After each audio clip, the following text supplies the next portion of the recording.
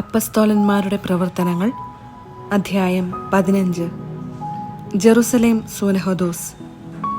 യൂദയായിൽ നിന്ന് ചിലർ അവിടെ വന്ന് മോശയുടെ നിയമമനുസരിച്ച് പരിച്ഛേദനം ചെയ്യപ്പെടാത്ത പക്ഷം രക്ഷ പ്രാപിക്കുവാൻ സാധ്യമല്ല എന്ന് സഹോദരരെ പഠിപ്പിച്ചു. പൗലോസും ബാർന്നബാസും അവരോട് വിയോജിക്കുകയും വിവാദത്തിൽ ഏർപ്പെടുകയും ചെയ്തു.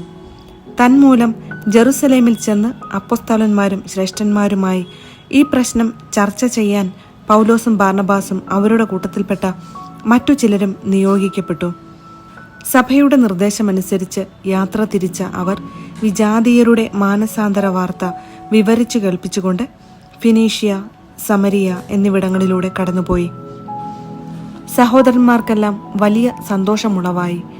ജെറുസലേമിൽ എത്തിയപ്പോൾ സഭയും അപ്പസ്തോലന്മാരും ശ്രേഷ്ഠന്മാരും അവരെ സ്വീകരിച്ചു. ദൈവം തങ്ങൾ മുഖാന്തരം പ്രവർത്തിച്ച കാര്യങ്ങൾ അവർ പ്രഖ്യാപിച്ചു.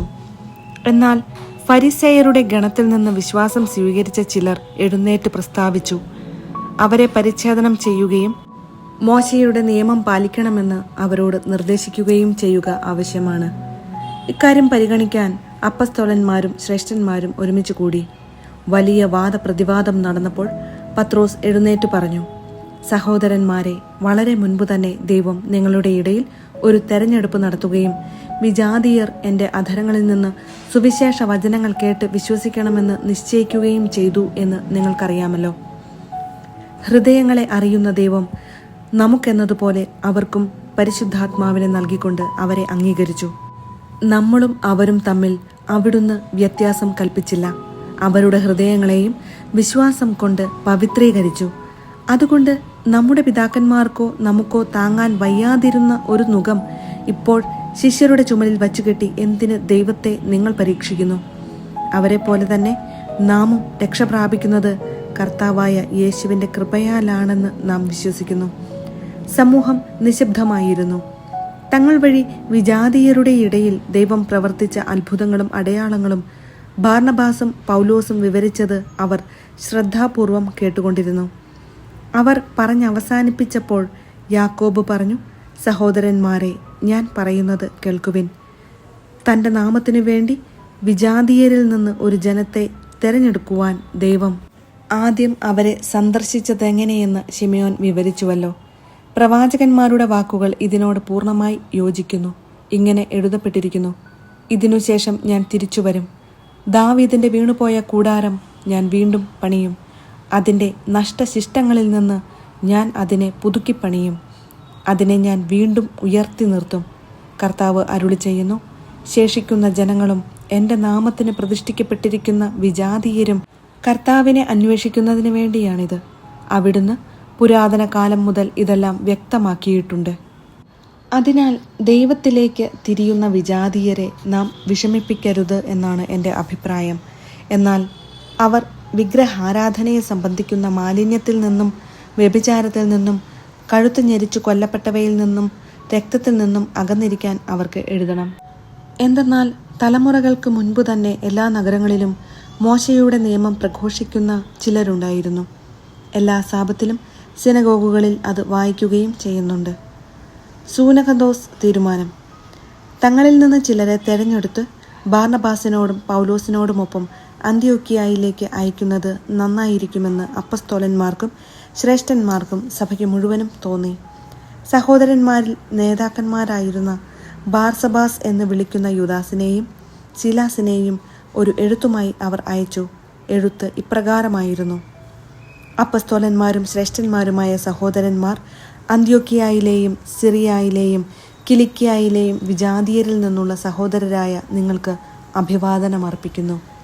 ഞങ്ങളിൽ ചിലർ പ്രസംഗങ്ങൾ മുഖേന നിങ്ങൾക്ക് മനഃചാഞ്ചല്യം വരുത്തിക്കൊണ്ട് നിങ്ങളെ ബുദ്ധിമുട്ടിച്ചുവെന്ന് ഞങ്ങൾ കേട്ടു.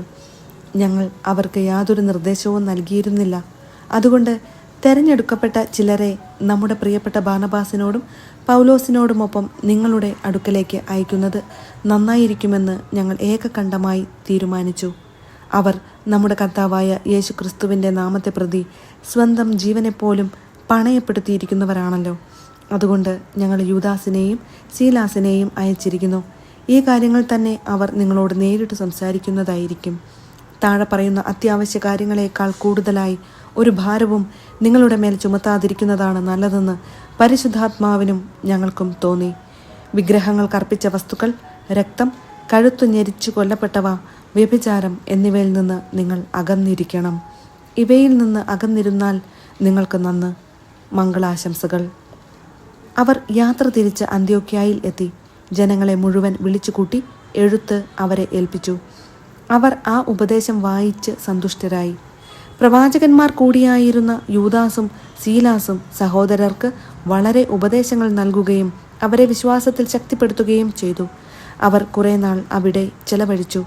പിന്നീട് അവരെ അയച്ചവരുടെ അടുക്കലേക്ക് സഹോദരർ അവരെ സൗഹാർദ്ദപൂർവ്വം യാത്രയാക്കി. എന്നാൽ പൗലോസും ബാർന്നബാസും മറ്റു പലരോടുമൊപ്പം കർത്താവിൻ്റെ വചനം പ്രസംഗിക്കുകയും പഠിപ്പിക്കുകയും ചെയ്തുകൊണ്ട് അന്ത്യോക്യായിൽ താമസിച്ചു.